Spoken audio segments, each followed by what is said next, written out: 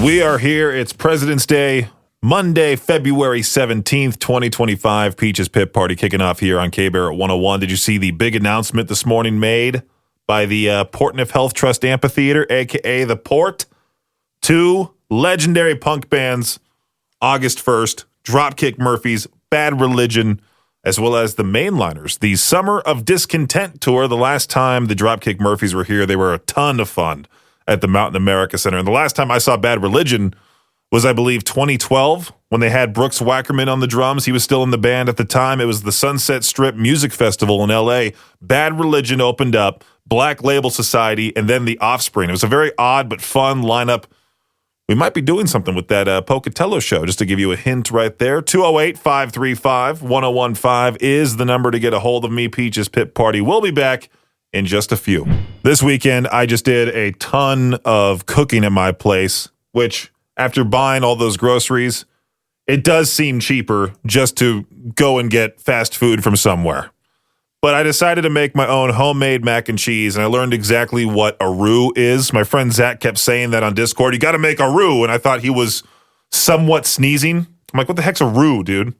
The final product ended up coming out real nice. Next time I try this, I might try to do a nice pepper jack instead of the mozzarella. Got to add the sharp cheddar in there, keep that in there. I want to give mine a little kick, maybe add some jalapenos to it as well. I was chatting more with Zach on Discord because every Sunday we like to do movie nights. Him, his wife Rachel, his brother-in-law Jordan. Well, Rachel was talking about how it was a supposed signature dish in Rachel's family to have mac and cheese with mixed veggies in it and hot dog cut up into it as well. Now, I can see the hot dog. It's sort of like what you would call a white trash meal, right? But it's a nice cheap meal, keeps you full. It's yummy. But when they add the mixed veggies, I don't know, just something about that. Taking a nice big bite of mac and cheese, expecting mac and cheese, and I bite into not only the mac and cheese, but a bunch of peas, corns, and carrots. I'd be mad heated. That's like when you eat the tuna salad or coleslaw, and it has those raisins in it, just something that's unexpected. Kind of like when you go into a chocolate chip cookie, and you realize it's oatmeal raisin. Now, I did ask the question in the K-Bear at 101 Idaho Rock and Middle Facebook group, do you like mixed vegetables in your mac and cheese? I was surprised to see there were that many votes for it, but of course there was a ton, and I mean a ton of people against it as well, against veggies in mac and cheese, which I was very glad to see. I'll keep my veggies separate. I'll eat those on their own.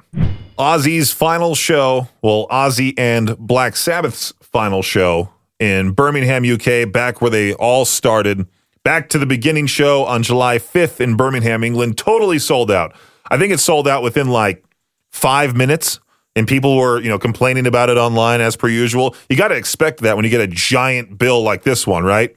Well, they're still adding other bands onto the lineup. Guns N' Roses, Tool, Rival Sons, they have signed on to perform, plus Chad Smith of the Red Hot Chili Peppers, the former Megadeth bassist David Ellefson. Is that how you say his last name? Ellefson? There's a ton of star power on this lineup here. And now Ozzy said, well, I'm not going to be necessarily performing for the entire thing. I'll be doing bits and pieces, which rightfully so. The man is, 77 years old? We already talked about this. It's great that he's still alive, to be quite honest, with what he's been through. But to see all those bands in one night, I mean, not only Black Sabbath, Ozzy, Metallica, Guns N' Roses, Tool, Slayer, Pantera, Gojira, it would almost seem worth it to go to the UK, but unfortunately, my friends, they're going to be coming to here to come see me for the full week. Otherwise, I would, if they weren't doing that, I would highly contemplate getting my passport and flying out to the good old UK for this final show. Now, I have to be honest, I didn't necessarily watch any part of the NBA All-Star Weekend just because I didn't know where to find it. Did I care really that much about it? Not really. It's just a silly little thing they do. Sure, it's all the greatest players in basketball, but at the same time, they don't really play defense. They don't really try hard. I heard the dunk contest was The one guy who continues to bring in viewers for the dunk contest is this little guy named McClung. I say little guy because he's about, let me see how tall that guy is, because I know he's not all that crazy tall when it comes to the NBA. He's 6'2", so he's very short for the sport of basketball. Isn't that funny? The world of basketball, if you're 6'2", 6'3", even 6'4", you're very small. I'm 6'9", and I'm like around average when it comes to the league. There are guys who are 7'3", 7'4". It's ridiculous.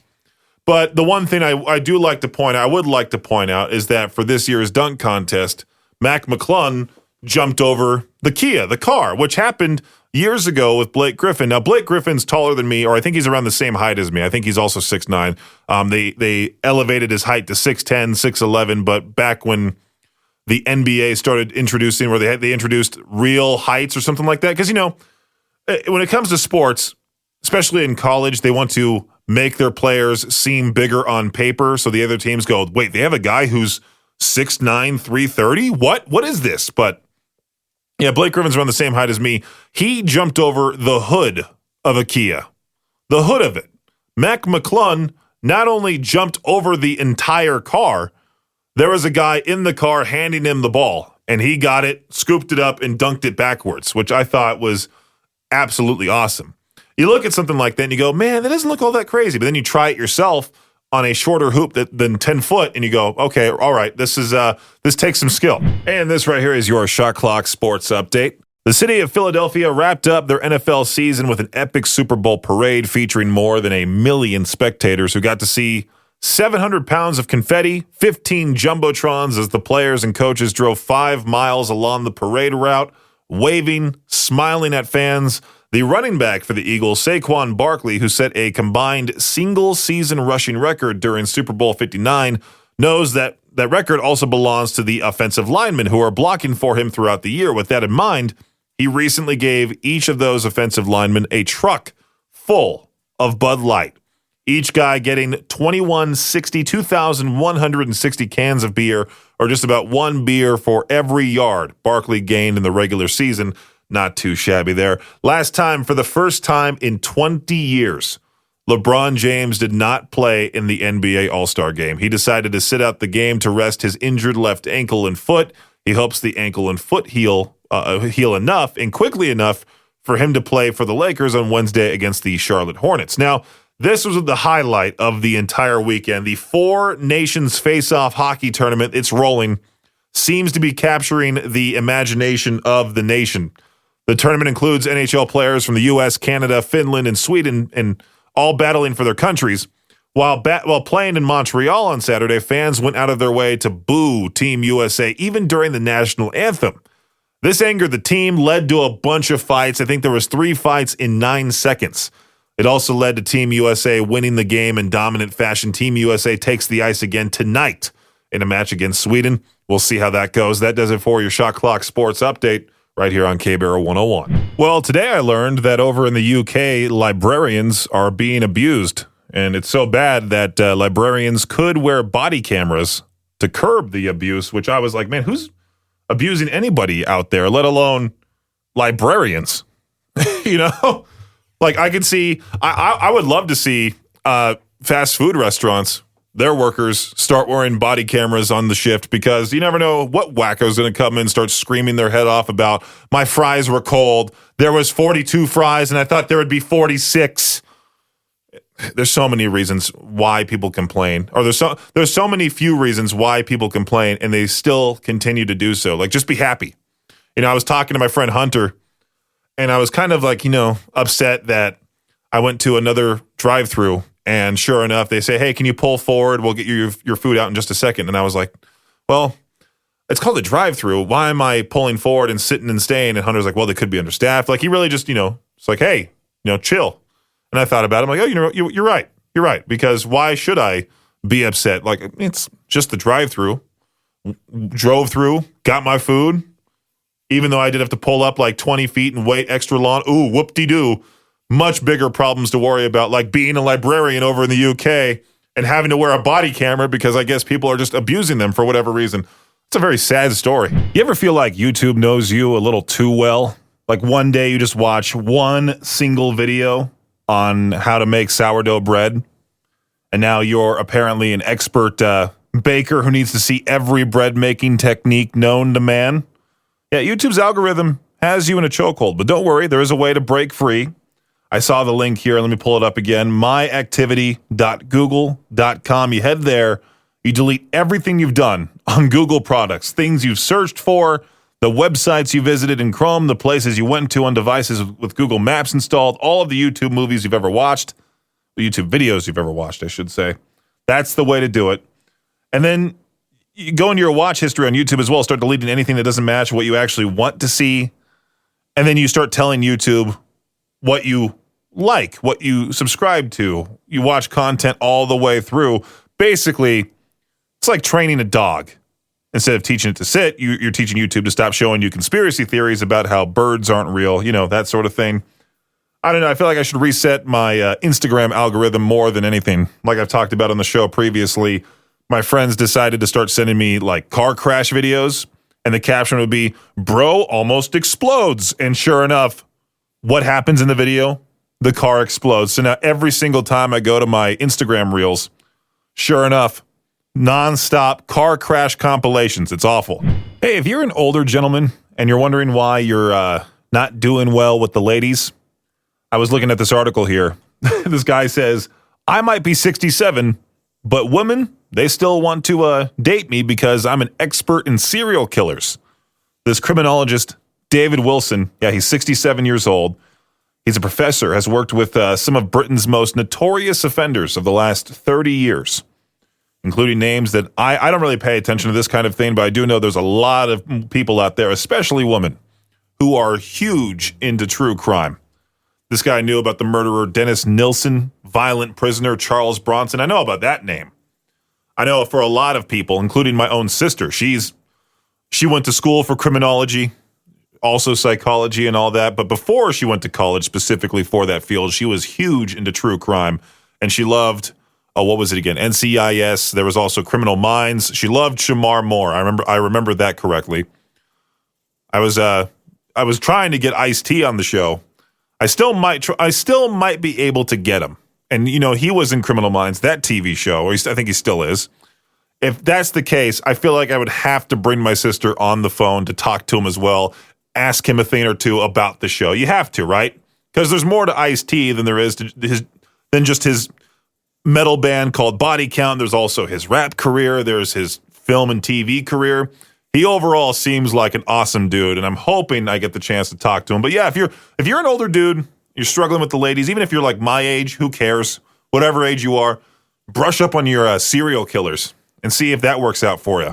There's been a lot of jokes online about the Gulf of Mexico / Gulf of America. I even posted a meme that from now on, we're going to call it Gulf of K-Bear 101. Well, Moon Pie, the folks over at Moon Pie, they decided that Crestview, Florida wasn't quite working for them. So they just went ahead and rebranded it as Moon Pie Town, USA. And the best part, the town is actually going along with it, at least for a little while. Now, could I potentially just rename my place Peach Castle? Could I do that? I'm sure I could, right?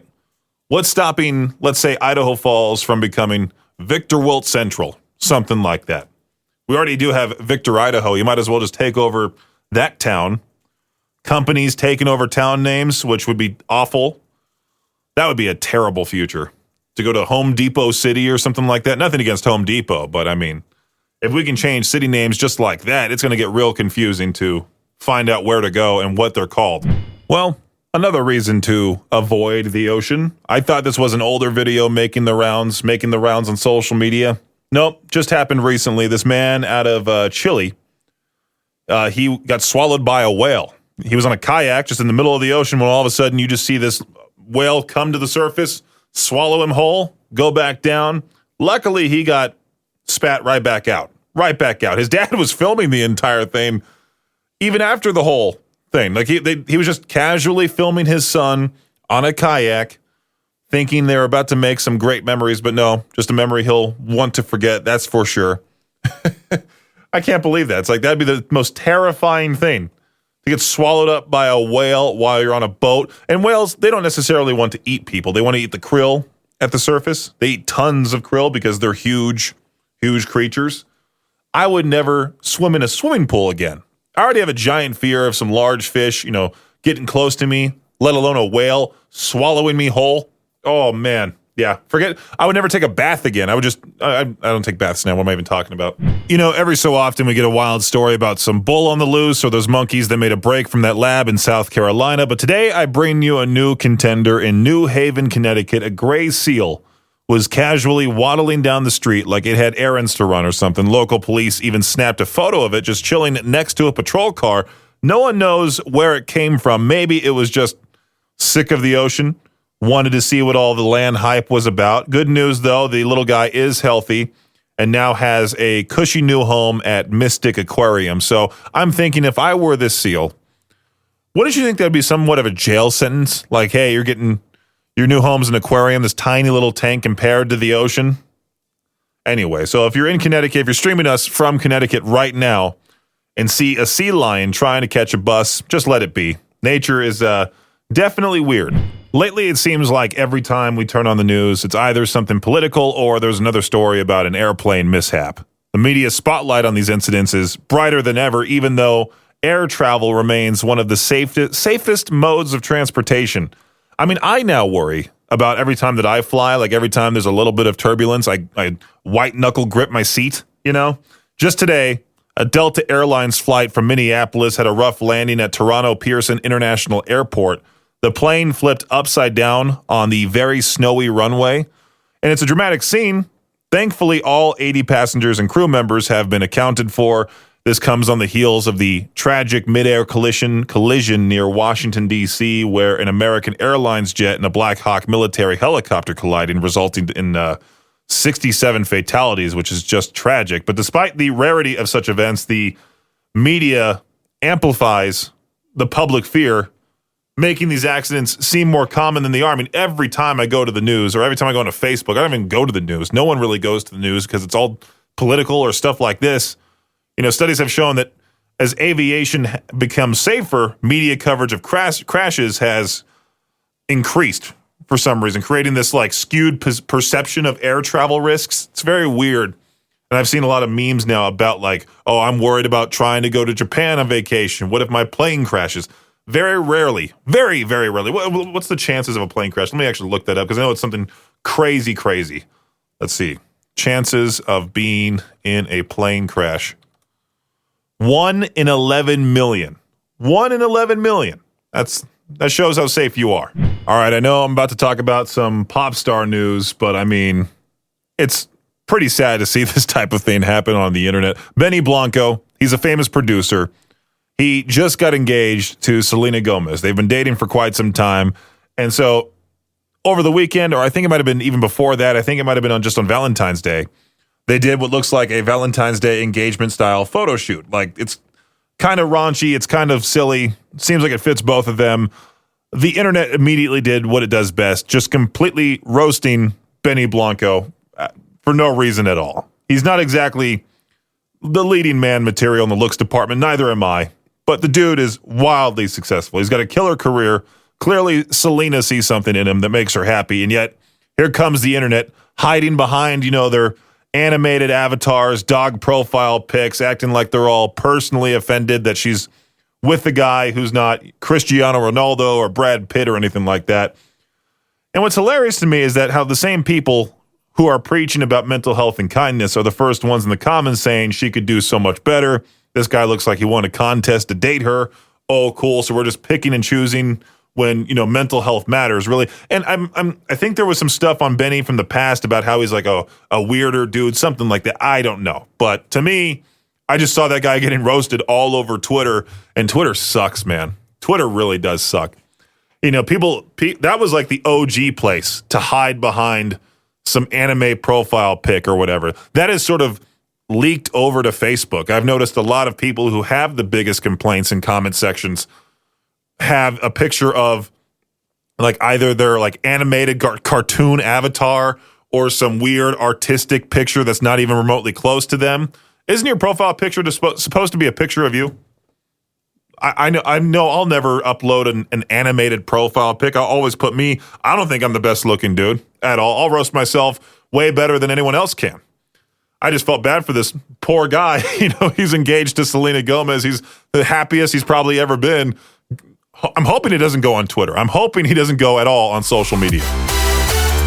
Thanks for listening to Peach's Pit Party, the podcast. If you enjoyed the show, please share, subscribe, and rate the podcast. Peach's Pit Party is hosted by me, Peaches, aka Brendan Peach, and is a production of Riverbend Media Group. For more information or to contact the show, visit riverbendmediagroup.com. Until next time, Peach out.